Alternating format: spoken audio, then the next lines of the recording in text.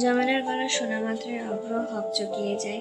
দোলনায় বসে থাকা আয়েশাকে তড়িঘড়ি করে টেনে তোলে, হাত ধরে দৌড় দেয়। পালিয়ে কোথায় যাবে কিছু বুঝে না পেয়ে একটা ঝোপের ভেতর গিয়ে লুকোয়। আয়েশা গলা নামিয়ে মুখ বাঁকিয়ে বলে, এইখানে এত মশা কেন রে? কুদ্দুসের আব্বা, তুমি আমাকে মশার কামড় খাওয়াতে ঝোপে এনেছো? আরে হবু বউ, একটু সহ্য করে নাও। আয়েশা গলা চুলকে বলে, সহ্য করো মানে? মশাগুলো তো আমার রক্ত টাইপ লাগিয়ে আঙ্গুরের জুস ভেবে সুশেখা ধরে হাসি চেপে বলে, আহা, প্রেমে একটু মশার কামড় সহ্য করাও এক প্রকার রোম্যান্স। রোম্যান্স গেলে পানি খাও। আরে ঘরওয়ালি, চুপ করো খোদার হস্তে। তোমার ওই তার ছিঁড়া দাদি যদি একবার আমায় খুঁজে পায় তাহলে বেটে ইংরেজি শুরু হয়ে যাবে। ওই ইংরেজি বুড়ির ইংলিশ শুনে মনে হয় এখনো তোমায় বিষ খাওয়ায় আমি মরে যাই। আমাদের বিয়ে হবে কবে? ভাইকে আগে মোড়ে আসতে দাও। দেখছো না তার চাঁদের মতন মুখের উজ্জ্বলতা কেমন যেন ফিউজ হয়ে গিয়েছে। কি হলো তার? কিন্তু কেউ যদি আমাদের বিয়েতে রাজি না হয়, বাধা দেয়? অভ্র ভাবলেশীন ভাবে গান ধরে, আরে ধুর, তুমি রাজি আমি রাজি, ক্যা করেগা কাজী। বিয়ে তো দুজন মিলে ভাজবো ডিম ভাজি। হঠাৎ করে ঝোপের পেছন থেকে জমেলা বুড়ি অভ্রের শার্ট টেনে ধরে বলে, ওরে আমার হাজিউল এক পাজি। রাতের খাবার শেষ। চিত্রা আবদার করে বাগানে যাওয়ার। খাওয়া দাওয়ার পর থেকেই সে আয়েশাকে খুঁজে পাচ্ছে না। মেয়েটা যে কোথায় গেল কিছুই বুঝতে পারছে না। ফারাজ চিত্রার হাত ধরে বাইরে আসে। ধীরে ধীরে বাগানের পথ হাঁটে তারা। চিত্রা ফারাজের হাত শক্ত করে ধরে জিজ্ঞাসা করে, দোলনায় বসবে? ফারাজ মুচকি হেসে বলে, তুমি বসলে না হয় বসবো। দুইজনে গিয়ে বিশাল দোলনায় বসে। 3-4 জন অনায়াসে বসতে পারবে এমন দোলনাটা। ফারাজ বসতেই চিত্রার মাথা রাখে ওর উরুতে। আকাশে আজ মেঘ নেই, নেই বৃষ্টির কোনো গন্ধ, হালকা গরম। গুটিসুটি মেরে শুয়ে পড়ে চিত্রা। ফারাজের কোলে মাথা রেখে তারার দিকে চেয়ে গুনতে শুরু করে, কিন্তু শেষ হয় না গোনা। হঠাৎ শরীর মন ভার হয়ে ওঠে চিত্রার। আকাশের ওই দুটো উজ্জ্বল তারা হয়তো আজও ভারাক্রান্ত। কেন বাবা মা তাকেও সঙ্গে নিয়ে গেল না? তাহলে তো সেও হতো রাতের আকাশে এক উজ্জ্বল নক্ষত্র। যে অভিমানী আলোক ঝলমলে তার জীবনের মানে প্রশ্ন জাগে। তারার ভিড়ে হারায় যারা, তারাও কি হয় সর্বহারা? পাড়ার চিত্রের কপালে চুমু খেয়ে চুলে হাত বুলিয়ে দেয়। চিত্রা চুপচাপ তাকিয়ে থাকে আকাশের দিকে। একসময় এই আকাশই তাকে বারবার মনে করিয়ে দিত সে নিঃসঙ্গ, যেমন নিঃসঙ্গ ওই রাতের চাঁদ। আচ্ছা, নিঃসঙ্গ চাঁদও কি তার মতনই একা? পৃথিবীর নিঃসঙ্গ মানুষদের দিকে তাকিয়ে কি চাঁদও কখনো কখনো দুঃখী হয়? বাতাসে ভেসে বেড়ানো হাহাকারের মতন কি সেও কখনো নিঃশ্বাস ফেলে? সেই রাতে তালুকদার বাড়িতে কি হয়েছিল চিত্রাঙ্গনা? ফারাজ গম্ভীর গলায় প্রশ্ন করে। চিত্রা দৃষ্টি তখনও আকাশে নিবদ্ধ। সে মৃদু স্বরে বলে, জানেন তখন আমার বয়স কতই বা হবে? মাত্র 8 বছর। সেই রাতে আমাদের তালুকদার বাড়িতে আমার ছোট ফুপির বিয়ের আয়োজন চলছিল। খুব ঘরোয়া পরিবেশ। পরিবারের আপনজনরাই শুধু উপস্থিত ছিল। আশেপাশের কিছু প্রতিবেশীও এসেছিল, কিন্তু রাতের খাবার খেয়ে তারা নিজের নিজের বাড়ি ফিরে যায়। শামসুল মামা আমাকে ভীষণ স্নেহ করতেন। তার নিজের কোনো মেয়ে ছিল না বলেই আমাকে মেয়ের মতন ভালোবাসতেন। সেই দিন তিনি বাবা মায়ের কাছে অনুরোধ করেন যেন এক রাতের জন্য আমাকে তার বাড়িতে নিয়ে যেতে পারেন। শামসুল কি মার্জিয়ার মাদার ইন লর পতিদেব? জিজ্ঞাসা করে ফারাজ জিজ্ঞাসা করলো। জি, তার তারপর বাবা মা আমাকে নিয়ে তারপর বাবা মা তোমাকে নিয়ে যেতে দিলেন, তাই তো? আপনি কি করে জানলেন? চিত্রা একটু অবাক হয়ে জিজ্ঞাসা করলো। আন্দাজ করেছি। ও তারপর? সেই রাতে বাবা মা আমাকে মামার হাতে তুলে দেন। মা জানতেন আমি অন্ধকারে ঘুমাতে পারি না, তবুও মামার অনুরোধ ফেলতে পারেননি। আমি যেতে চাইনি। রাতে মাকে জড়িয়ে না ঘুমালে আমার ঘুম হতো না। সেই দিন প্রথম এবং শেষবারের মতন যাওয়ার আগে মাকে জড়িয়ে ধরে কাঁদতে কাঁদতে বারবার বলেছিলাম, মা আমি তোমাকে ছাড়া কোথাও যাব না। মা শুনল না, বলল কাল সকালে মামা তোমাকে নিয়ে আসবে, তুমি এলে তোমাকে নতুন পুতুল কিনে দেব, চকলেট দেব। বাবা বলল ঘুরতে নিয়ে যাবে। গভীর নিঃশ্বাস থামলো। তারপর ধীরে বলল, কিন্তু বিশ্বাস করুন আমাদের দেখা হয়েছিল ঠিকই, তবে তবে আমি আমার মাকে চিনতে পারিনি, বাবাকেও না। তাদের চেহারাগুলো এক রাতেই ছাই হয়ে গিয়েছিল। 8 বছরের আমি কিছুই বুঝে উঠতে পারিনি। সাজানো গোছানো বাড়ি কেমন করে এক রাতেই পুড়ে ছারখার হয়ে গেল। আনন্দের বাড়ি কেন হঠাৎ শোকস্তব হয়ে গেল, কিছুই বোঝার বয়স হয়নি আমার। শুধু এইটুকু জানি সেই দিন আমি সব হারিয়ে ফেলেছিলাম। আজও সেই শূন্যতা আমাকে ঘুমাতে দেয় না। চিত্রার চোখে জল চলে আসে। ফারাজও তখন গভীর মনোযোগে শুনছে। তার মুখ গম্ভীর কিন্তু দৃষ্টি চঞ্চল। সে আবার জিজ্ঞাসা করল, 27 জন কে কে ছিল মনে আছে? আমার দাদা দাদি, তাদের 7 ছেলে এবং 7 ছেলের বউ, আর বাকি 11 জন। তালুকদার বাড়ির সব কনিষ্ঠ সন্তান ছিলাম আমি, বাবা মায়ের একমাত্র সন্তান। বাকিদের মধ্যে ছিল 6 চাচার 6 ছেলে, বড় চাচার 2 ছেলে, তার মধ্যে একজনের স্ত্রীও ছিল। আর ছিল ছোট ফুপু, বড় ফুপু, বড় ফুপুর ছেলেও ছিল। এবার হিসাব মেলান, 27 জন হয়। তবে সংখ্যা অনুযায়ী 28 জন হওয়ার কথা ছিল। সেই রাতে সংখ্যার অঙ্কে গরমিল না হলে তুমিও ঝলসে যেতে আগুন সুন্দরী। চিত্রা নীরবে তাকিয়ে রইল। ধীরে বলল, আপনি কি কি যে বলছেন? আগুন কখনো আগুনকে পোড়াতে পারে না, বরং আগুনে ছোঁয়া লাগলে তা আরো তীব্র হয়। তবে হ্যাঁ, সেদিন মা যদি জোর করে না আমাকে পাঠাতেন, তাহলে আজ হয়তো কবরের সংখ্যা আরো একটা বেড়ে যেত। ফারাজ চিত্রাকে আস্তে করে তুলে বসায়, তারপর বুকের মাঝে আলগে ধরে বলে, কথা দিলাম তোমার চোখে আর জল আসতে দেব না। তবে আর সেই জলের কারণ আমি হওয়ার আগেই যেন মরণ হয় আমার। গলা আঁকড়ে ধরে, কেঁপে ওঠে কণ্ঠে বলে, দয়া করে এসব বলবেন না, আমার আর কেউ নেই আপনি ছাড়া। ফারাজ তাকে আরো শক্ত করে বুকের মাঝে চেপে ধরে, যেন সত্যের পাহারা এসে তাকে কেড়ে না নিয়ে যায়। তার ভেতরটা কেমন করে ওঠে। চোখ বুজে বলে, মৃত্যুটা যেন তোমার আগেই হয়, কারণ তোমার খাটনির ওজন বহন করার মতন সক্ষমতা তোমার এই স্বামীর নেই বিবিজান। চিত্রা নিজেকে সামলায়।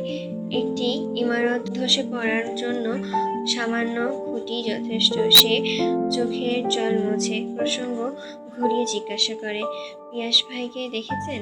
তিনি কিভাবে নিজের স্ত্রীর হয়ে প্রতিবাদ করছিলেন? আচ্ছা, কেউ যদি আমাকে কিছু বলে, আপনিও কি তখন ওভাবেই আমার হয়ে রুখে দাঁড়াবেন? ফারাজ চিত্রার দিকে তীক্ষ্ণ দৃষ্টিতে তাকিয়ে বলে, আগে তো কেউ সাহস করুক তোমাকে কিছু বলার। সে চিত্রার কপালে চুমু দিয়ে মনে মনে বলে, পিয়াস প্রতিবাদ করেছে মুখে, কিন্তু সেখানে যদি নিশির বদলে চিত্রা তুমি থাকতে, তবে এতক্ষণে রক্তের বন্যা বয়ে দিতাম আমি। ওদের জিভ ছিঁড়ে পথের কুকুরকে খাওয়াতাম, কারণ আমার মুখের চেয়ে হাত চলে বেশি। তোমার হৃদয়ের আঘাত করা মানে আমার হৃদয়ে জখম হওয়া। আর ফারাজ এলাহি হৃদয়ে জখমকারীকে আঘাত করে না, বরং টেনে হিঁচড়ে একেবারে তার হৃদয়টা ছিঁড়ে আনে। অনেক রাত করে বজ্র বাসায় ফিরে। ফারাজ তখন নিজের কক্ষে নিদ্রাচ্ছন্ন। চিত্রার পানির এত তৃষ্ণা পেয়েছিল যে সোজা সে রান্নাঘরে চলে আসে। পানির জগ নিয়ে উপরে যাবে এমন সময় রান্নাঘরের দরজার সামনে অস্পষ্ট দৃষ্টিতে দাঁড়িয়ে একা নেশাগ্রস্ত বজ্রকে দেখতে পায়। চিত্রা বিচলিত হয়ে পড়ে। আরে ভাই, আপনার কি হয়েছে? চিত্রার কণ্ঠে উদ্বেগ। কিছুক্ষণ নির্মিষে দৃষ্টিতে চিত্রার দিকে তাকিয়ে থাকে বজ্র। চোখের কোণে জমে ওঠে জল, তবুও শক্ত হয়ে ঠাঁই দাঁড়িয়ে সে বলে, যা আমার ছিল তা আমার চিরজীবনই থাকবে। ছিনিয়ে নিতে হলে প্রয়োজনে তাই করব। আপনাকে ঠিক লাগছে না, জল খাবেন? চিত্রা কাপা গলায় জিজ্ঞাসা করে। বজ্র যখন চুপ থেকে শোধায়, বিষ খেয়ে ফেলেছিলাম আমি। জল খেয়ে কি বিষের প্রতিক্রিয়া সরে যাবে? আপনি নেশা করেছেন ভাইয়া? চিত্রার চোখে এবার স্পষ্ট ভয়। বজ্র কিছুক্ষণ থেমে নিজের সঙ্গে যুদ্ধ করে, তারপর চোয়াল শক্ত করে ফ্রিজ খুলে এক মুঠো তেঁতুল তুলে নেয়। চলে যেতে গিয়েও হঠাৎ থেমে দাঁড়ায়। পেছন ফিরে চিত্রার চোখে চোখ রেখে কোনো একদিন হাত কেটে দেখবেন আপনার আর আমার কিন্তু একই রক্ত, তাই অন্তত নিজের রক্তের সঙ্গে বেইমানি করবেন না ভাবি যা। চিত্রা জবাব দেয় না, স্তব্ধ স্থির তাকিয়ে থাকে বজ্রের যাওয়ার পথে। চুপ করে থাকলেও চোখে তার প্রশ্ন, সন্দেহে ঘনঘটা। বজ্র যা বলছে তার কোনো মানে খুঁজে পায় না চিত্রা, কিন্তু তার চোখে পড়া ভাঁজ ক্রমশ গাঢ় হয়, গাঢ় থেকে আরো গাঢ়। রাত ঘন হয়ে এসেছে, আকাশে চাঁদ নেই, তারা নেই, আছে কেবল পুরো একটা অন্ধকার, আর তার বুক চিরে এগিয়ে চলা বেকারির ভ্যানের কর্কশ ক্যাচ ক্যাচ শব্দ, মরেচে ধরা লোহার গায়ে আঁচড়, কিন্তু ইঞ্জিনটা শক্ত। ভ্যানটি রাত ফুরিয়ে যাওয়ার জেদে এগিয়ে চলেছে। বেকারির পুরনো ভ্যানটা রাতের জন্য ভাড়া করেছে মাহাদি। চাল বসানো ভ্যানে সে নিজেই চালক। ভেতরে পেছনের দিকে অচেতন পড়ে আছে এক নারী, নাম তার স্মৃতি, 2 মাসের সন্তান গর্ভে, নিরীহ একটা মেয়ে। তাকে চুপচাপ কৌশলে বেহুশ করে ভ্যানে তুলেছে মাহাদি। চাল খাটিয়েছে, সময় হয়েছে, ধৈর্য ধরেছে। এতদিন মাল পৌঁছে দিতে হতো নিকল হাওরে, তবে এখন আর নয়। শহরে এক কোণে নদীর কিনারায় বসে আছে সোহান পালোয়ান, তার অন্ধকার বাণিজ্যের নতুন ঠিকানা সোহান পালোয়ানের আস্তানা। সেখানে যাচ্ছে মাহাদি খুশি, চেহারায় স্পষ্ট প্রশান্তি। আজকে ডেলিভারি ঠিকঠাক হলে হাতে আসবে টাকা, সেই টাকায় বইয়ের জন্য এবার কি কেনা যায়, সোনার বালা নাকি জামদানি শাড়ি। ভ্যান এগিয়ে চলছে ঘুটঘুটে অন্ধকারে। স্টিয়ারিংয়ে হাত রেখে মাহাদি আপন মনে গুনগুন করছে, পরের জায়গা পরের জমিন ঘর বানাইয়া আমি রই, আমি তো সেই ঘরের মালিক নই। রাতের নীরবতা চিরে ধীরে ধীরে এসে থামে ভ্যানটা পুরনো ঘাটের ঠিক সামনে।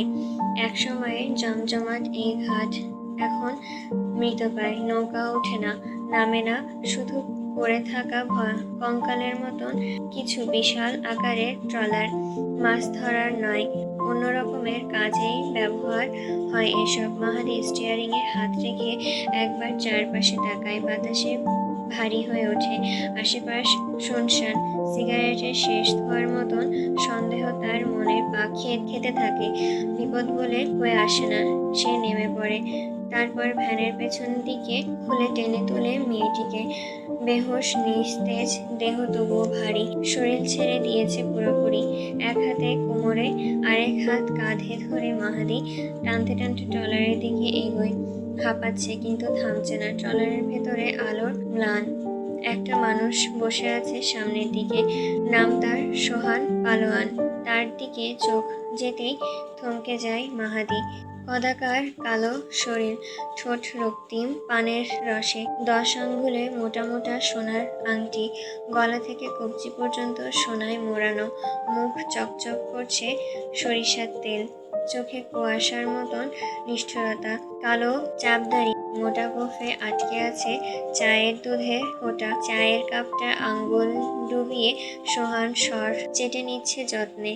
কালো ফতুয়া, কালো লুঙ্গি, পুরোটাই একটা ছায়াছট। এমন মানুষকে কি বলে ডাকা যায়? অন্ধকারের রাজা? মাহাদি ভয়ে গলা খাকারি দেয়। সে কিছু বলে না, কেবল সালাম দিয়ে জানায় মেয়ে হাজির। পাশে দাঁড়িয়ে থাকা সিফাত কথাটা পুনরাবৃত্তি করে সোহানকে উদ্দেশ্য করে। মাহাদি কপাল নিয়ে ঘাম গড়িয়ে পড়ে, কারণ সামনে বসে থাকা লোকটা মানুষ নয়, নৃশংস কোনো নরপিশাচ। নির্জন ঘরটা নিস্তব্ধ। সোহান ধাতব কাপটা মাটিতে নামিয়ে রাখলো, চোখে মুখে বিরক্তি মাখা ক্লান্তি। হাতের উল্টো পিঠে মুখ মুছে ধীরে তাকালো ছটফট করতে থাকা মেয়েটির দিকে। চেহারায় এখনো সৌন্দর্যের ছাপ রয়ে গেছে, তবে তাতে মানবিকতার জাগে না তার চোখে। সোহান এক পলক মাহাদির দিকে তাকালো, তারপর সিফাতকে বলল, ওরে টাকা বুঝাইয়া দে। সিফাত মাথা নাড়ালো, উঠে দাঁড়ালো। হঠাৎ কিছু একটা ভেবে সোহান এক বোতল পানি তুলে মুখের সামনে এনে খুলে ফেলল, তারপর মেয়েটির মুখে ছুঁড়ে দিয়ে ঠান্ডা জল। মেয়েটি হুঁশ ফিরল, কেঁপে উঠল সে। দম নিয়ে চোখ কুঁচকে তাকালো চারপাশে। পরিচিত কিছু নেই। এই ঘর তার নিজের ঘর নয়। কিছুটা স্মৃতি ফিরে এলো। তার চিৎকার, ধস্তাধস্তি, তারপর অন্ধকারে তলিয়ে যাওয়া সেই ভয়ঙ্কর দৃশ্য। বুঝতে বাকি রইল না সে অপহৃত। ঘাড় ঘুরিয়ে মুখ তুলে চেঁচিয়ে উঠল সে আতঙ্কে, বাঁচান, কেউ আছেন? তীক্ষ্ণ কণ্ঠে ভেদ করে কান ফাটানো আর্তনাদ জায়গাটিকে কাঁপিয়ে দিল। চুপ! ধমকে উঠল সিফাত। মেয়েটি থামলো না, হাউমাউ করে কাঁদতে লাগলো। দয়া করেন ভাই, আমি কিছু বলবো না, দয়া করেন।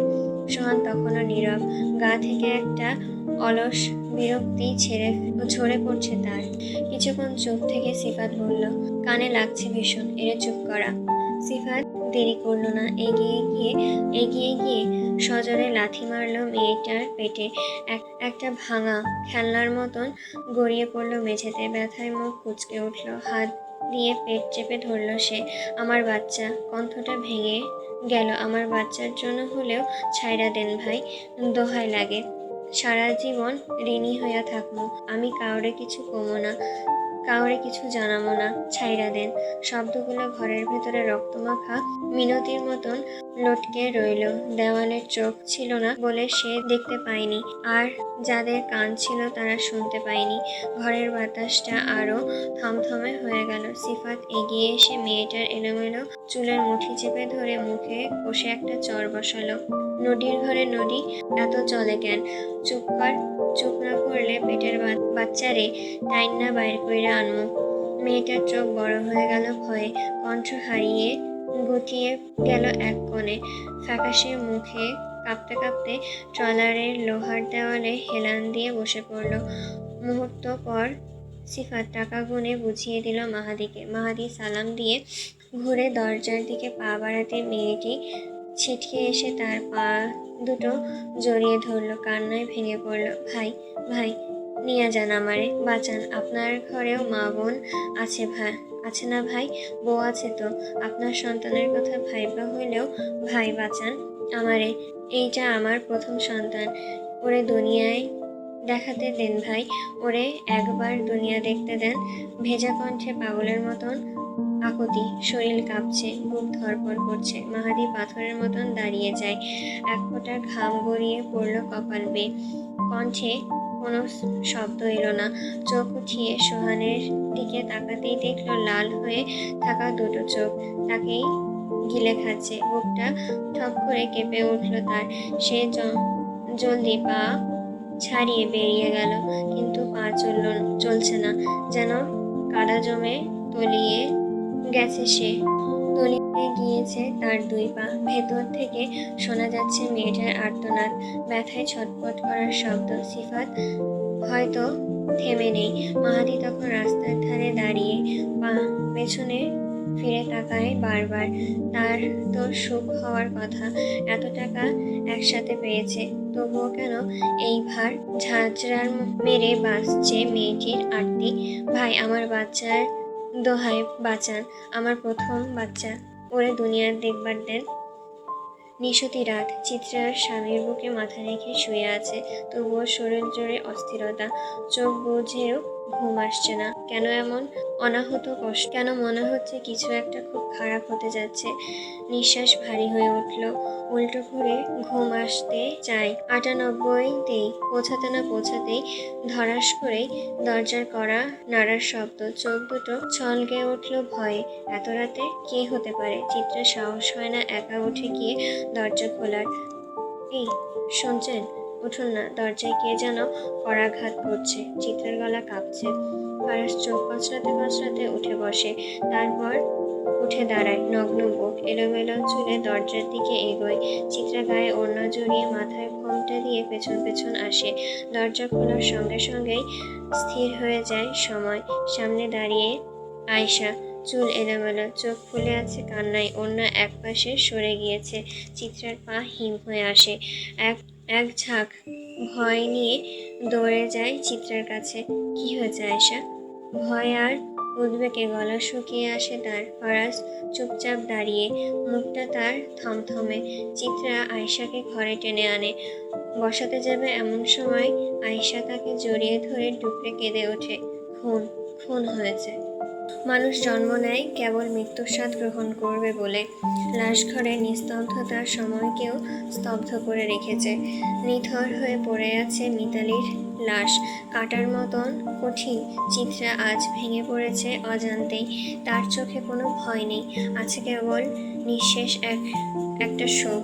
মিতালির নিষ্পাপ মুখটাতেই সে বারবার হাত বুলিয়ে দিচ্ছে, সেই মুখেও ভয়ঙ্কর নির্মম ব্লেডের আঁচড়। চিত্রার কাতর দৃষ্টিতে জমে আছে অসহায়তা। লাশঘরের মেঝেতে পড়ে অঝরে কাঁদছে আয়েশা, এমনভাবে কাঁদছে যেন অন্তর্বিধীন হয়ে যায়। চিত্রা এর আগে আয়েশার চোখে জল দেখেনি কখনো। আয়েশার সবসময় পাহাড়ের মতন অটল ও সাহসের প্রতিমা ছিল, আজ সেই হাত পা ছড়িয়ে মেঝেতে পড়ে বুক ফাটিয়ে কাঁদছে। এই দৃশ্য ভাবাই যায় না। অভ্র চুপচাপ পাশে বসে আয়েশাকে সান্ত্বনা দেওয়ার চেষ্টা করছে, কিন্তু সে জানে এই শোকের কোনো ভাষা হয় না। আয়েশার চোখে জলের উত্তাপে অভ্রের ভেতরটাও পুড়ে ছাই হয়ে যাচ্ছে। এই পৃথিবীতে কিছু মানুষ থাকে যাদের সঙ্গে রক্তের সম্পর্ক না থাকলেও আত্মার বন্ধন গড়ে ওঠে। সেই বন্ধন এতটাই গভীর হয় যা সারা জীবন আমাদের মায়ায় জড়িয়ে রাখে। ফরাজ চিত্রার পাশে দাঁড়িয়ে আছে। চিত্রাকে কিভাবে সান্ত্বনা দেবে তার ভাষা খুঁজে পাচ্ছে না। কোনো ভাষা তো যথেষ্ট নয় এই শোকের সামনে। তবে তার একটাই চাওয়া, চিত্রা যেন কাঁদে। বুক চিরে কান্না এলে অন্তত ব্যথার ভার কিছুটা হালকা হবে। বুকের ভেতর পাথর চাপা দিয়ে রাখলে যন্ত্রণাটা আরও তীব্র হয়ে উঠবে। আর সেই তীব্র ব্যথা আজীবন মানুষকে অন্তঃস্থলকে ধুকে ধুকে শেষ করে। ফারাজ অপেক্ষা না করে পুলিশের সঙ্গে দেখা করে। সেখানে ডাক্তারও ছিল। কিছু মুহূর্ত যেতে না যেতেই বজ্র এসে উপস্থিত হলো। লাশ দেখেই তার চোখের সামনে ভেসে ওঠে একের পর এক লোমহর্ষ দৃশ্য। সে নিউরোসার্জন, কাটা ছেঁড়ার জন্য তার নিত্যদিনের অভ্যাসে। তবু এই লাশের ক্ষত তাকে কাঁপিয়ে দেয় ভেতর থেকে। ভিকটিমকে শারীরিক ওভাবে নির্মম নির্যাতন চালানো হয়েছে। মাথার অর্ধেক চুল কেটে ফেলা, সারা দেহে ব্লেডের আঁচড়, দগ্ধ চামড়ায় আগুনের ছ্যাঁকা, বারবার ধর্ষণের অসংখ্য চিহ্ন। একজন নয় বহুজন, একবার নয় বহুবার। আর এসবের পরও ফারাজ যখন পোস্টমর্টম রিপোর্ট হাতে নেয় তখন সে থমকে যায়। আত্মহত্যা এই শব্দটি এই একটি শব্দেই লেখা রিপোর্টের সারাংশ। ধর্ষণের কোনো কথাই উল্লেখ নেই, শুধু লেখা মৃত্যুর আগে ভিকটিম একই ব্যক্তির সঙ্গে বারবার যৌন সম্পর্কে জড়িয়েছে। ফারাজের চোখ লাল হয়ে ওঠে, বুকের ভেতর আগুন জ্বলে। ঠিক তখনই পুলিশ অফিসার আকরাম প্রবেশ করে। ফারাজ তাকে আলাদা করে নিয়ে যায়। রুমের ভেতরে ডাক্তারও ছিল। বজ্র সেখানে দাঁড়িয়ে রিপোর্ট পরখ করে দেখে মানুষ কতটা খারাপ হলে একটা খুনকে এভাবে দামাচাপা দিতে পারে। ফারাজ পকেটে হাত গুজে গম্ভীর গলায় পুলিশ অফিসার আকরামকে প্রশ্ন ছুড়ে দেয়, আয়েশার নাম্বার কোথায় পেয়েছেন মিস্টার আকরাম? আকরাম নিস্তরঙ্গ স্বরে উত্তর দেয়, ভিকটিমের ফোনে শেষ কল এসেছিল এই নাম্বার থেকেই, সেখান থেকেই সংগ্রহ করেছি। ফারাজ ঠান্ডা গলায় জিজ্ঞাসা করে, লাশ কোথায় পেয়েছেন? একটু শুনি, কি করে মরল মিতালি? ব্রিজের নিচে পেয়েছি। আর লাশের হাবভাব দেখে বোঝা যাচ্ছে মেয়েটা অন্য কারোর সঙ্গে চক্কর ছিল। হয়তো প্রেমিক ছেড়ে চলে গিয়েছে বিধায় আত্মহত্যা করেছে। আবার এমনও হতে পারে প্রেমিকই তাকে খুন করেছে। ফারাজ চোখ সরু করে বলে, তার মানে কিছুই শিওর না হয়ে আত্মহত্যা লিখে দিলেন কেন? এখানে ফাতরামি চলছে নাকি? আকরাম একটা ঢোক গিলে গলা খাকারি দিয়ে বলে, না মানে আত্মহত্যার চিহ্ন পাওয়া গেছে। এমনও তো হতে পারে মেয়েটা নিজে আত্মহত্যা করেছে, অন্য কাউকে ফাঁসানোর চেষ্টা করেছে। আর শরীরের ক্ষত, মেয়েটা সাইকো হয়ে থাকলে নিজের গায়ে ক্ষত সৃষ্টি করার কোনো ব্যাপার? আর আমরা তদন্ত শুরু করেছি, খুন হয়ে থাকলে খুনিকে খুঁজে বের করব, আপনি চিন্তা করবেন না ইলাহি। ফারাজের প্রচণ্ড মেজাজ খারাপ হচ্ছে। ফারাজের ধৈর্যচ্যুতি ঘটে। চক্রান্তের মাধ্যমেই চক্রান্ত। চোখের সামনে দেখছে একজন খুন হয়েছে, অথচ শালা ঘুষখোরের দল আত্মহত্যা বলে চালানোর চেষ্টা করছে। এদের মাথায়ও তো গোবরও নেই। সাধারণ কাহিনীও সাজাতে পারছে না, আবার এসেছে এত বড় একটা মামলার দফারফা ধামাচাপা দিতে। ফারাজ নিজের রাগকে সংযত করে, এখানে তার বউ আছে, বউয়ের সামনে নিয়ন্ত্রণ হারালে হবে না। এমনিতেই চিত্রার অবস্থা ভালো না। সে একটা দীর্ঘ নিঃশ্বাস ছেড়ে পুলিশকে বলে, সাবধান, খুনিকে ধরতে গিয়ে আবার আপনি যেন খুন না হয়ে যান। ফারাজ খাট চুলকে ডাক্তার এবং পুলিশকে রুম থেকে বেরিয়ে যেতে বলে। তারা চলে যেতে বজ্র কপালে চিন্তার ভাঁজ। হঠাৎই লাশঘরের দিক থেকে ভেসে আসে দমবন্ধ কান্নার আওয়াজ। ভেতর থেকে গুমড়ে ওঠে আরতি। চারপাশের নিস্তব্ধতা ছিন্ন করে হাহাকার রূপ নেয়। ফারাজ চোখ বন্ধ করে বুঝে নেয় চিত্রা আর নিজেকে ধরে রাখতে পারেনি। ভেতরে তার সব বাঁধ ভেঙে গেছে। তোর ভাবির কাছে যাওয়া উচিত, ধীর গলায় বলে বজ্র। ফারাজ মাথা নাড়িয়ে উত্তর দেয়, ওকে একটু কাঁদতে দে, বুক ভার হয়ে আছে, হালকা না হলে নিজেই থেমে যাবে, সময়ের দরকার শুধু। বজ্র কিছুক্ষণ চুপ করে আবারও বলে, ভাবিকে কি বলবি? বলবার কিছুই নেই, লাশটা দেখে বোঝা যায় কি নির্মম অত্যাচার সহ্য করেছে মিতালি। চিত্রা লাশ দেখেই বুঝে গিয়েছে লাশের সঙ্গে ঘটে যাওয়া নির্মমতা। কিন্তু কারা এই কাজ করতে পারে? আমি যতটুকু জানি মিতালি মেয়েটা হাওড় অঞ্চলের, একেবারে সিধাসাদা। এই মেয়ের এমন ক্ষতি কে করেছে? খুনের বিবরণ দেখে তো মনে হচ্ছে প্রতিশোধ, ভেতরের উজ্জীবিত মেটাতে এত কিছু করা। কিন্তু মিতালি হয়েছেই বা কি যে তার উপরে ক্ষোভ মেটানো হয়েছে? ফারাজ চোখ শুরু করে বলে, বুঝিসনি বজ্র, এখানে কারোর উপর ক্ষোভ নয়, বরং একজনের রাগ ছাড়া হয়েছে অন্যের গায়ে। একটা নিষ্পাপ মেয়ের ওপর উঠেছে ছায়াশত্রুর শাস্তির পাত্র। তবে মনে হচ্ছে খুনির রক্ত বহুবার শুকে দেখা হয়েছে। বজ্র স্তব্ধ হয়ে তাকায়। মানে? ফারাজ ঠান্ডা গলায় উত্তর দেয়, সময় হলে দেখতে পাবি। বজ্র বিস্ময় ফারাজের মুখে দেখে। এই পুলিশ আর ডাক্তার কিন্তু টাকা সাবার করেছে, ওদের ছেড়ে দিবি? সব বুঝতে পারার পরও চুপ চুপ কেমনে রইলি তুই? বুঝতে পারলাম না। ফারাজ চল শক্ত করে বলে, চিত্রার জন্য চুপ আছি, ও পাশের ঘরেই আছে, না হলে এই আজ শালাদের লাশ পড়ে থাকতো। সে নিঃশ্বাস ফেলে জানালার দিকে তাকায়, বাইরে গাঢ় মেঘ। ওরা ভাবে আজরাইল ফিরে গেছে।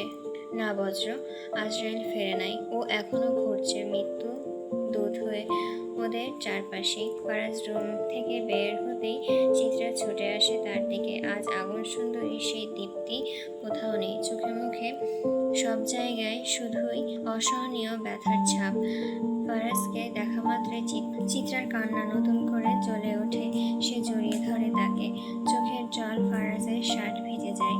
চিত্রা ফারাজের কলার আঁকড়ে ধরে কাঁপতে কাঁপতে বলে, বিশ্বাস করুন ফারাজ, মিতালি এমন মেয়ে ছিল না, ও আত্মহত্যা করতে পারে না, ওকে খুন করা হয়েছে। ফারাজ, ওদের খুঁজে বের করুন, ওদের বাঁচার অধিকার নেই। মিতুকে কেন মারলো ওরা? কি অপরাধ ছিল ওর? চিত্রা হাঁপিয়ে ওঠে, কাঁদতে কাঁদতে ফারাজের বুকে মাথা রাখে। ফিরিয়ে আনুন মিতুকে ফারাজ, ফিরিয়ে আনুন। ফারাজ এক হাতে তার মাথায় হাত বুলিয়ে শান্ত করার চেষ্টা করে, গলা ভার করে বলে, দেখো, যা হওয়ার হয়ে গেছে। মৃত্যু তো উপরের সিদ্ধান্ত, আল্লাহর মার আল্লাহ নিয়ে গেছে। চিত্রা হঠাৎ দৃষ্টি তুলে ফারাজের চোখে চোখ রাখে। তার চোখের ভেতর আগুন জ্বলছে। মৃত্যু না, খুন। ফারাজ তার আত্মনাদে চারপাশ কাঁপিয়ে দেয়। চিত্রার আহাজারি করছে চারিদিক। আজকাল আপন মানুষ মরলেও তো মানুষ এমন করে না, মা বাবা মরলে সন্তান কাঁদে না। কথায় আছে না, করিয়া দাফন পর হইয়া যায় আপন। ফারাজ, মিতুকে জাগান ফারাজ, ও আর আপনাকে ভাই বলে ডাকবে না ফারাজ, ও চলে গেলে আপনাকে খালু বলে কে ডাকবে? ফারাজ। দম ফুরিয়ে আসে চিত্রার, আয়সার ভেতর ফাটে, কষ্ট গিলে শুকিয়ে যাওয়া জল মুখে চিত্রার কাছে হামাগুড়ি দিয়ে আসে। চিত্রাকে ফারাজের বুক থেকে কেড়ে নিয়ে জড়িয়ে ধরে। আয়সাকে জড়িয়ে ধরে আরো জোরে গলা চেঁচিয়ে কেঁদে ওঠে চিত্রা। হেঁচকি উঠে গিয়েছে। আয়সা, মৃত্যু তো লাশ দেখতে গিয়েছিল, বলেছিল জলদি ফিরবে, কেন বলল না লাশ হয়ে ফিরবে?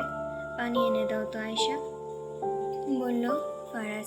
চিত্রাকে রেখে আয়শা পানি আনার জন্য ছুটল। অভ্রতার পেছন পেছন যায়। আয়শাকে এক মুহূর্তের জন্য চোখের আড়াল করতে পারবে না সে। আয়শার অবস্থা যে চিত্রার থেকে ভালো না বললে ভুল হবে। ফারাজ চিত্রাকে কোলে তুলে নেয়। চিত্রার চোখ মুখ ফুলে গেছে, হয়তো প্রেশার লো, শরীর ছেড়ে দিচ্ছে। আমি আছি তবু, কিচ্ছু হবে না, ঠিক হয়ে যাবে সব, ধৈর্য ধরো। জ্ঞান হারানোর আগে কেবল চিত্রার মুখ দিয়ে একটা বাক্যই বেরিয়ে আসে, মিতুকে ফিরিয়ে আনুন, খুনের বিচার চাই। মাইজল চরে ঝড় বইছে, নদীর গা ঘেঁষে মিতালির বাড়ি। হাসপাতাল থেকে লাশ ছেড়ে দেওয়া পরই মিতালির লাশ অ্যাম্বুলেন্সে ওঠানো হয়। এভাবে একা লাশকে কি করে পাঠাবে আপন ঠিকানায়? চিত্রা জেদ ধরেছে সে মিতালির সঙ্গে যাবেই যাবে। ফারাজ নিষেধ করতে পারেনি, সঙ্গে ড্রাইভার নেয়নি। অভ্র গাড়ি চালাচ্ছে। আয়েশা মরার মতন জানালার গ্লাসে মাথা রেখে আকাশের দিকে তাকিয়ে আছে। আকাশ সকাল হয়ে গেছে। চিত্রাকে স্যালাইন দেওয়া হয়েছে। সে ব্যাক সিটে ফারাজের উড়োতে মাথা রেখে ঘুমিয়ে গিয়েছে। কাঁদতে কাঁদতে নিজের অজান্তেই চোখ বুজে এসেছে। সকাল থেকে বৃষ্টি পড়ছে মাইজন চরে, দিন নাকি রাত বোঝা মুশকিল। সেই বৃষ্টির মাঝেই বাবার কবরের পাশে কবর দেওয়া হয়েছে মিতালিকে। শেষ সব। আরেকবার শরীর মাটি মিশে গেল। মাটি মানুষ গিলে খেতে পছন্দ করে? এ কেমন পৃথিবী, এত অবিচার কেন এখানে? মেয়েটা বাবাকে শেষবার দেখতে বেরিয়েছিল, এখন দেখো ভাগ্য কেমন, পাশাপাশি বাবা মেয়ে ঘুমিয়ে আছে। মিতালি এবার সারা জীবন হয়তো বাবার কাছে নালিশ করবে, বলবে দুনিয়ার মানুষ রূপ শুকুর গুলো আমাকে বাঁচতে দেয়নি বাবা, তোমাকে শেষবার দেখতে দেয়নি, বিদায় দেওয়ার সুযোগও দেয়নি, অথচ তারা বাঁচবে, বুক ফুলিয়ে হেঁটে বেড়াবে, কারণ তাদের টাকা আছে। টাকার কাছে তো মোমের পুতুলও হাঁ করে। ওরা টাকা দিয়ে এই দুনিয়াটা কিনে নিল বাবা, আর আমরা অভাবের কাছে পিষে মরলাম। মিতালির মা ভাই বোনের দিকে তাকানো যাচ্ছে না।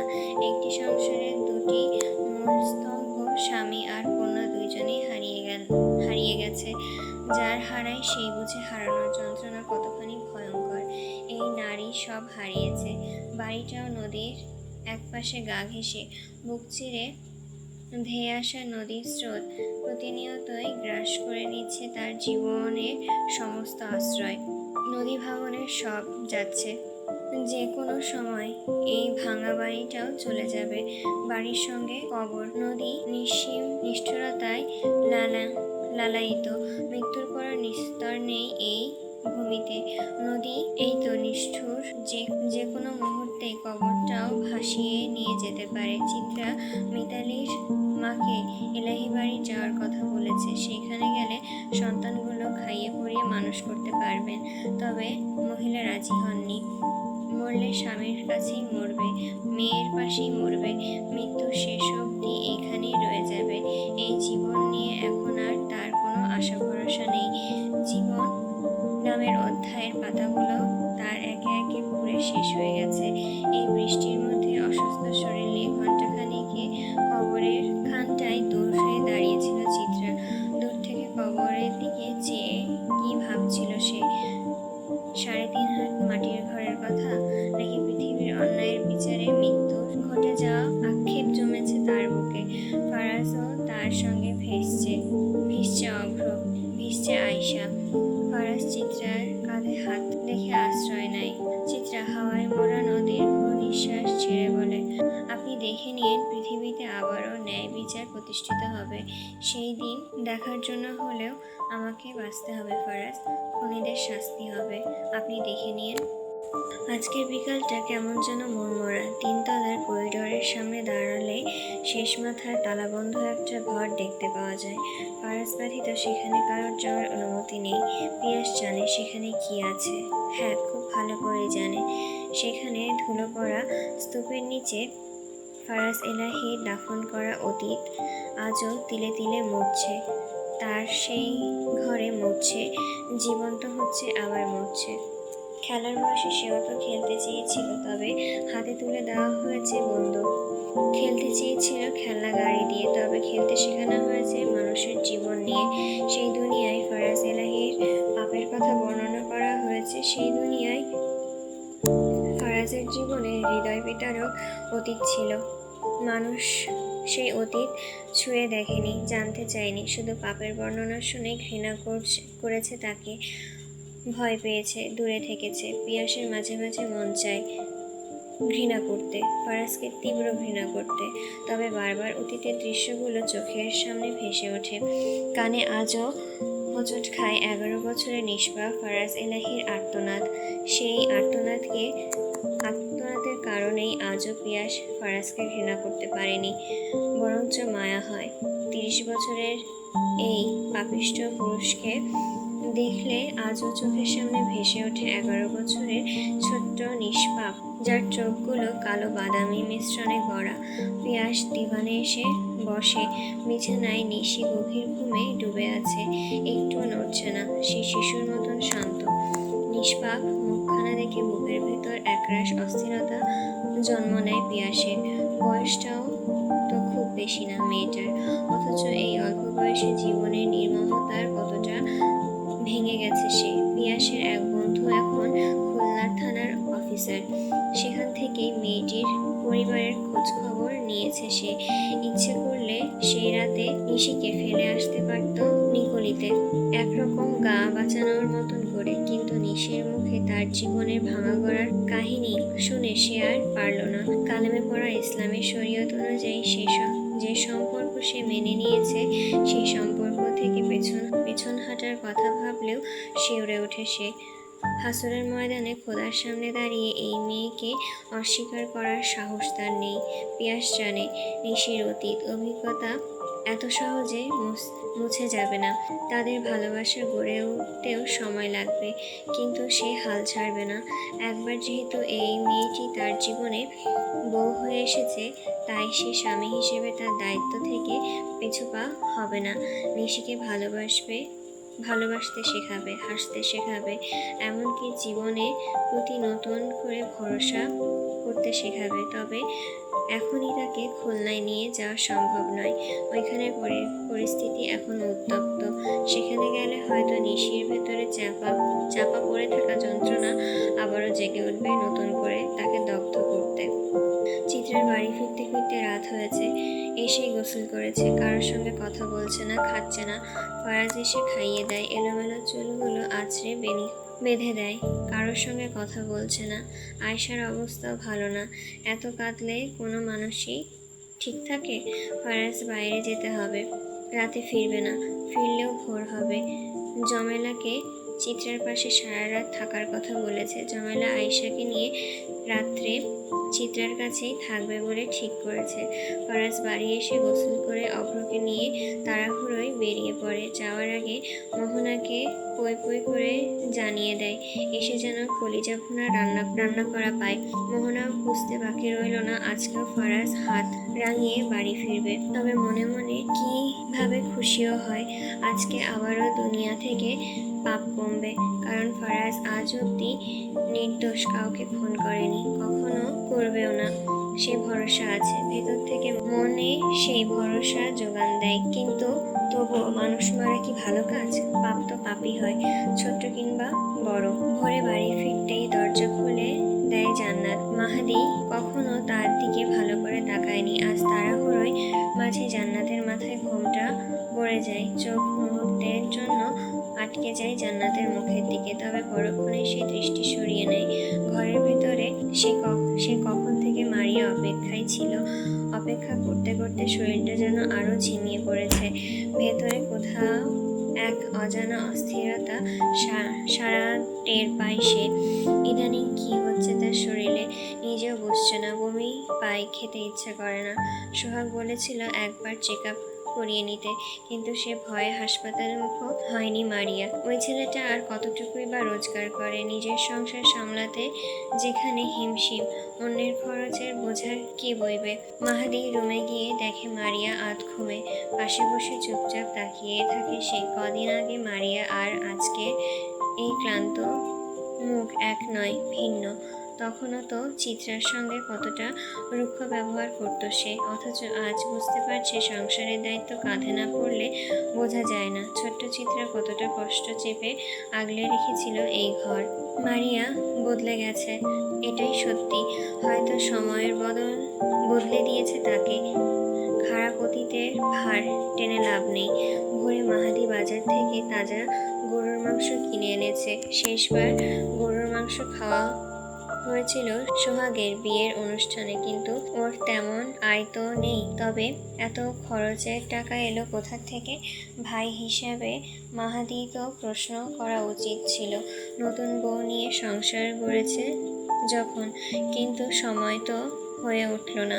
এখন তো আরও সময় নেই। আসলে অভাব খুব খারাপ জিনিস, হোক না সময় কিংবা টাকা। তবু একদিন একাকী বসতে হবে সোহাগের সঙ্গে। মাহাদির ঘুমের প্রয়োজন। সে শার্ট খুলে সেন্ডো গেঞ্জি পরে নেয়, প্যান্ট বদলে পরে লুঙ্গি। হাত মুখ ধুয়ে মারিয়ার পাশে শুয়ে পড়ে। ঘুমের প্রয়োজন তার। রাতে আবারও শিকারের তালাশে বেরোতে হবে। মাহাদি কপালের উপরে হাত রেখে সিলিং ফ্যানের দিকে তাকায়। হুট করে কর্ণে মারিয়ার নীরব স্বর ভেসে আসে, এই বাড়ি ফেরার সময় হলো? ঘুম ভাঙলো কখন? পাশে বসেছিল যখন। একটা কথা জিজ্ঞাসা করি, জান্নাত আর সোহাগের সম্পর্ক ঠিকঠাক আছে নাকি? মারিয়া এবার মাহাদির দিকে পাশ ফিরে সই কৌতূহল কণ্ঠে বলে, মনে তো হয় ওদের দুটোর মধ্যে মহব্বত নেই। আমিও তো ভালোবেসেছি। চোখ দেখলেই মানুষ চিনবার পারি। সোহাগের চোখে কেন জানি মনে হয় আজও চিত্রার জন্য একটা টান আছে। এতই যেহেতু টান ছিল, তাহলে চিত্রাকে ফেলাইয়া হাওয়া হয়েছিল কেন? তার মানে জান্নাত আর সোহাগের মধ্যে ঝামেলা চলছে। মাহাদি দীর্ঘ নিঃশ্বাস ছাড়ে। মাথা তার আবারও কুবুদ্ধি আটছে। এবার তবে শিকার কে হবে? বাড়ির মানুষ? সেই রাতে ক্লান্ত শরীর নিয়ে বাড়ি ফিরল ফারাজ। টেবিলে পড়ে থাকা কলিজা ভুনা ছুঁয়েও দেখেনি। এমন তো কখনো হয়নি। ভোরে এসে নিজের রুমেও যায়নি। নিজের রুম না গিয়ে স্টাডি রুমে সোফার রাত কাটিয়েছে। চোখে ক্লান্তির ছাপ, তবুও ঘুম আসেনি এক মুহূর্তের জন্য। মনের মধ্যে যুদ্ধ চলছে, এখান থেকে যাবে নাকি ডেনমার্কে ফিরে যাওয়া উত্তম। যদি থেকে যায় তবে একদিন না একদিন এই বাড়ির কেউ না কেউ চিত্রের সামনে তুলে ধরবে তার সব গোপন সত্য।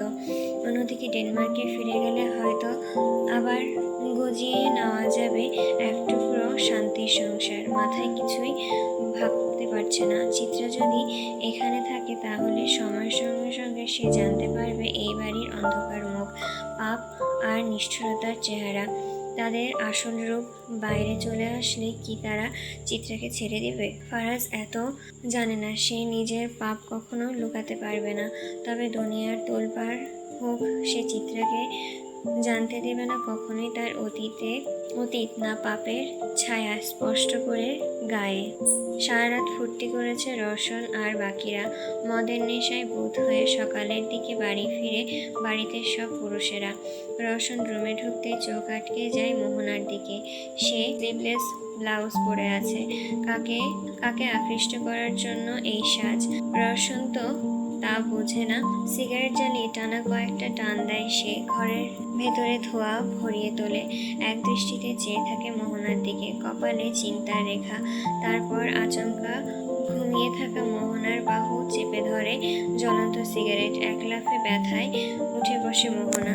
আর্তনাদ করতে থাকবে, ঠিক তখনই রওশন তার মুখ চেপে ধরে। সুন্দরী, তোর জীবনে সবচেয়ে বেশি ভালোবাসছিলাম। সেই ভালোবাসা খাতিরে আজও এই বাড়িতে কইরা জায়গা পাইতাছোস। না হইলে কবেই সওদা করতাম তোরে, নিলামে তুলতাম। আজকে আমার জীবনটা নষ্ট করার জন্য তুই দায়ী, শুধু তুই। সিগারেটটা আরো জোরে চেপে ধরে রওশন। গলা কাঁপছে তার, চোখের কোণে জল। পাষাণের চোখেও কি জল জমে? কেন মোহনা, তুই আমারে ভালোবাসলি না কেন? এই রওশন এলাহি তো তোর জন্যই নিজের কলিজা বাইর করতে প্রস্তুত ছিল। তাও এমন প্রতারণা কেন করলি? তুই আমার ছোট ভাইরে ভালোবাসতে পারলি, পাপীরে হৃদয়ে জায়গা দিতে পারলি, অথচ আমারে পারলি না কেন? আমি তো পাপী ছিলাম না? ছিলাম না রে মোহনা। তুই পাপি রে, ভালোবাসা আমারে কেন বদনাম করছস? আমারে কেন পাপের দুয়ারে ঠেলা দিছস? মোহনা চোখে জল গড়িয়ে পড়ে, কিন্তু মুখে কোনো কথা নেই। রওশন সিগারেটটা ফেলে দেয়, মলম এনে হাতে লাগায়। তারপর সে ক্ষত স্থানে একের পর এক চুমু খায়। ভাঙা কণ্ঠে বলে, আমার একটু ভালোবাস মোহনা। আমি আমি তোরে মন থেকে চাই, ভালোবাসতে চাই। মোহনা ছলছল চোখে চেয়ে থাকে। কোনো জবাব নেই তার। রওশন তার পাশে শুয়ে পড়ে, শিশুর মতন আহত হাতটা নিজের বুকের কাছে আগলে রাখে। চুপচাপ চোখ বন্ধ করে কত কি ভাবে। যে নারীর কাছে এখনো সে ভালোবাসা ভিক্ষা চাইছে, পরের জন্মে যাকে আবারও চাইছে, সে হয়তো মনে মনে দীর্ঘ নিঃশ্বাস ছেড়ে মিনতি করে বলছে, পরের জন্মে সখা তোমার সঙ্গে যেন মোর আর না হয় দেখা। রওশন তবুও বুকে আগলে রাখে তার ক্ষত, যে ক্ষত সে নিজেই সৃষ্টি করেছে। মোহনা মেঝেতে ফেলা সিগারেটটার দিকে চেয়ে মনে মনে আওড়ায়, আমাকে একটুখানি ঘৃণা করতে পারেন না ইলাহি? একটুখানি ঘৃণা করলে হয়তো আপনিও আজকে সুখী হতে পারতেন, কিন্তু আপনি বড্ড হিংসুটে। আমি আগুনে ডুবে দিয়েছি বলে সহ্য হয়নি আপনার, আমার পেছনে পেছনে ঝাঁপ দিয়েছেন আপনি। এত হিংসুটে মানুষ হয়? পরপর 2 দিন কেটে যায়। চিত্রা এখন অনেকটা স্বাভাবিক। হয়তো পারতো না যদি ফারাজ এত যত্ন করে তাকে আগলে না রাখতো। এই লোকটা সত্যি পারে। চিত্রা বাগানে সময় কাটাচ্ছে, আয়শা তার পাশে ঘুরছে। কিরে, কিছু বলবি? চিত্রা চোখ শুরু করে তাকায়। মানে? আয়শা নিচু গলায় বলে ফেল আয়শা, কাল নাও বাঁচতে পারি। যা বলার এখনই বল। চিত্রা মাথা একপাশে এলিয়ে ঠোঁট কষে হাসে। ছোট লোকি কথাবার্তা বলো না আপা। আয়শা চোখ বড় করে কপালের ভাঁজ ফেলে প্রতিবাদ করে, আসছে ফারাজ ভাইয়ের চেলা। চিত্রা মুখ বাঁকিয়ে বলে। আয়শা মুখ ভেঙচি কাটে, তারপর গা এলিয়ে পাশে বসে পড়ে। ঠিক তখনই মোহনার দিকে তাদের নজর যায়। সে ফুলের কাছে থেকে ফিরছে। চিত্রার চোখে পড়ে তার দিকে। ভাবি, এদিকে আসেন। চিত্রা খানিকটা চিৎকার করে ডাকে, প্রকুচকে চোখ ছোট করে তাকায়। মোহনা একটু থেমে দাঁড়ায়, তারপর পায়ে পায়ে সামনে আসে। ঠিক সেই মুহূর্তে উত্তরের হাওয়ায় তার আঁচল সরে যায়। চিত্রার দৃষ্টি আটকে যায় তার হাতে থাকা দাগগুলোর উপরে। চোখ কপালে তুলে চুপচাপ তাকিয়ে থাকে। মোহনা আঁচল টেনে মুখ নিচু করে তাড়াতাড়ি বলে, আমার কাজ আছে, আসি আমি। গলায় কাঁপছে। চিত্রা কিছু বলার আগেই সে বাড়ির ভেতরে ঢুকে পড়ে। আমি যা দেখছি তুইও কি দেখছিস? চিত্রা ধীরে ধীরে বলে, যে আপা। আয়শা মাথা হেঁট করে জবাব দেয়, দাগগুলো কিসের হতে পারে? চিত্রার কণ্ঠ এবার কষাঘাতের মতন দগদগ করছে। সিগারেটের। আয়শা গলায় কম্পন দিয়ে মাথা নাড়ে, চল বাড়ির ভেতরে চল। দুজনেই তাড়াতাড়ি উঠে যায়। চিত্রা যখন সদর দরজার দিকে পা রাখে, তখনই আচমকা হোঁচট খেয়ে পড়ে যেতে নেয়। জোহান দৌড়ে এসে ধরতেই, কিন্তু তার আগেই কেউ একজন তাকে ধাক্কা দিয়ে সরিয়ে দেয়। চিত্রা পড়ে যাওয়ার আগেই জড়িয়ে ধরে ফেলে তাকে। ভয়ে চোখ বুজে ফেলে চিত্রা। তখনই পরিচিত কণ্ঠ, গায়ের গন্ধ তাকে আশ্বাস দেয়। সে চোখ মেলে তাকায়, নিজের স্বামীকে দেখতে পায়। তুমি ঠিক আছো? ফারাজ নিঃশব্দ গলায় জিজ্ঞাসা করে, কপালে ভাঁজ। জি। চিত্রা একটু হেসে মাথা নাড়ে। জোহান থমকে যায়, রাগে চোয়াল শক্ত হয়ে আসে। ঠোঁট কামড়ে বলে, আমি তো ধরতেই যাচ্ছিলাম ভাই। ফারাজ চোখে চোখ রাখে, গম্ভীর গলায় বলে, প্রয়োজন নেই। আমি যতদিন বেঁচে আছি ততদিন আমার বউকে আমি বাঁচাবো। আমার বউ মরে গেলেও বাঁচাতে আসবি না। জোহান চোখ কুঁচকে ফারাজের দিকে তাকায়, মুষ্টি শক্ত করে বলে মনে মনে শুধায়, তাহলে আগে তোমাকেই মরতে হবে দেখছি। বাড়ির বাইরে হেঁটে চলেছে ফারাজ আর চিত্রা। রাতের আকাশ মেঘে ঢাকা, চারপাশে অন্ধকার। রাস্তার বাতিগুলো ক্ষীণ আলোয় তাদের ছায়া কাঁপছে। চিত্রার পায়ে নূপুর থেকে ঝনঝন শব্দ উঠছে প্রতি পায়ে ফেলার সঙ্গে সঙ্গে। ফারাজ হঠাৎ থেমে জিজ্ঞাসা করে, কোথাও লাগেনি তো? চিত্রা ঠোঁট বাঁকিয়ে হেসে বলে, আপনি লাগতে দিলে তো? লাগতে দিব কেন? তোমার গায়ে টোকা লাগলে আঘাত দিয়ে সরাসরি আমার বুকে সজোরে ধাক্কা দেয়। চিত্রা চোখ কুঁচকে কপালে ভাঁজ ফেলে বলে, এই দাঁড়া জেলাইচি। ফারাজ গলা ভারী করে বলে, হোপ ডাব্বাওয়ালি আবুলের নাতি, তোর ভবিষ্যৎ গ্যাদার আব্বা লাগি, মুখে লাগাম টান। চিত্রা হেসে ফেলে, না টানলে তোমায় কাছে টেনে সোজা রুমে নিয়ে দরজা দিব। ফারাজ থামে, পুনরায় বলে, কাল কলেজে যাবে, প্রস্তুতি নিয়েছো তো? ফারাজের স্বর একটু গম্ভীর হয়। চিত্রা নাক সিটকে বলে, পায়ে পড়ে বলি, আমাকে মেরে ফেলুন, তাও কলেজে পাঠাবেন না। এত ভয় পাও কেন? কোন সাবজেক্টের আগুন আমার আগুন সুন্দরীর আগুন নিভিয়ে দিচ্ছে? চিত্রা বিরক্তি চোখে তাকিয়ে বলে, হিসাব বিজ্ঞান। ওই সাবজেক্ট আমার নাম শুনলেই লিভার টান পড়ে। ফারাজ মাথা নাড়িয়ে বলে, চিন্তার কিছু নেই, বজ্র তো আছেই, ওকে দেখি ওষুধ আনিয়ে দেব। ধুর, আপনি বুঝেন না আমার কষ্টটা। দেখো, আবুলগিরি বাদ দাও, লেখাপড়া ঠিক করে না করলে আমি ফারাজ তোমাকে রাতের বেলায় সূর্য দেখাবো। চিত্রা চোখ গোল করে বলে, আমি সিনেমায় দেখেছি নায়িকা পড়তে বসলে নায়ক বই খাতা কেড়ে নিয়ে তাকে আদর করে, কিন্তু আপনি ভালোবাসার বদলে লেখাপড়া করতে বলেন কেন? ফারাজ গম্ভীর কণ্ঠে বলে, লেখাপড়ার ফাঁকি দেওয়াটা আমি ঘৃণা করি।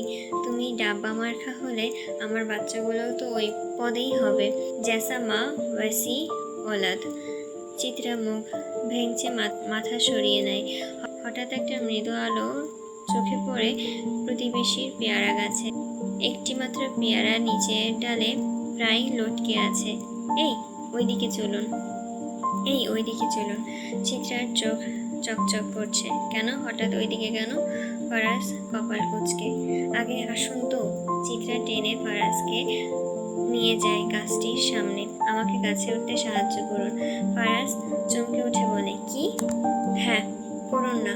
চিত্রার কণ্ঠে অনুনয় ঝরছে। কিন্তু কেন? ভালো করে দেখুন, এই গাছের পেয়ারা আছে, তাতে আপনার মাথা। বোঝেন না কিছু? ওই পেয়ারাটা আমার চাই। চুরি করবে? না না, গাছ ভাইয়ের কাছে চেয়ে নেব। বউ, তুমি কি নেশা করেছো? হ্যাঁ, আপনার চোখে তাকিয়ে আমার নেশা হয়ে গেছে। এখন ঢং না করে সাহায্য করুন। আমাদের বাড়িতেই তো পেয়ারা আছে, পেয়ারা গাছও আছে, অন্যেরটা চুরি করতে হবে? চোরাই জিনিসের আলাদাই স্বাদ। ফারাজ কপাল চাপড়ে বলে, আমি পারবো না সহ্য করতে, ছোট লোকে কারবার পছন্দ করি না। চিত্রা মুখ গম্ভীর করে বলে, ছোট লোকে গিরি সহ্য করতে না পারলে কিন্তু রাতে গিয়ে ফারুর সঙ্গে ঘুমাবো। ফারাজ চোখ ছোট করে বলে, বেডি ব্ল্যাকমেল করো? বলো কি করতে হবে। আমাকে প্রথমে ডালটায় উঠতে সাহায্য করুন, পেছন থেকে ঠেলুন, আস্তে কথা বলবেন, তা না হলে ধরা খেয়ে যাব। তোমার নুপুর ঝনঝন শব্দ হচ্ছে বউ, নিশ্চয়ই ধরা খাবো। এতটাও জোরে হচ্ছে না, ঠেলুন উপরে জলদি। ফারাজ একটু এগিয়ে আসে, তখনই চিত্রা নড়ে উঠতেই নুপুরে ঝনঝন শব্দ বেজে ওঠে। ফারাজ থমকে গিয়ে বলে, নুপুরটা খুলে ফেলে বিবিজান, বেশি শব্দ হচ্ছে। সে চিত্রার পায়ের দিকে হাত বাড়াতেই একটা তীক্ষ্ণ কণ্ঠ বাতাসে চিরে ভেসে আসে বিদ্ধ কণ্ঠে, কিরারে নুপুর খুললা কি করবি রে? খাড়া আইতাসি। হালার নষ্টমী করার জায়গা পাও না? খাড়া কইলাম, খাড়া। চিত্রা ফারাজের হাত শক্ত করে ধরে চোখ বড় বড় করে বলে, সর্বনাশ, দাঁড়া জেলাইছি, বাঁচতে হলে জলদি পালান।